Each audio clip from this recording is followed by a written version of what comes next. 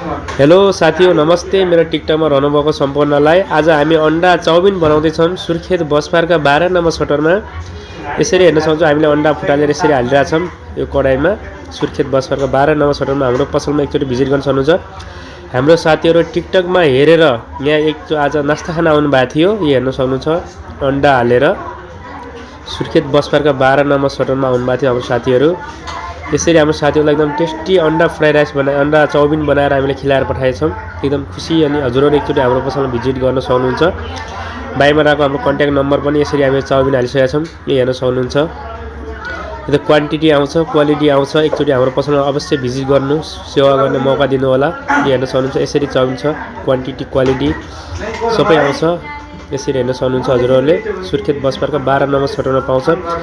TikTok देखि हेरेर आउनु भएको हाम्रो साथीहरु यो हेर्न सक्नुहुन्छ सुर्खेत बसपार्कका 12 नम्बर सटरमा भिजिट गर्नु होला है। हस्त नमस्ते।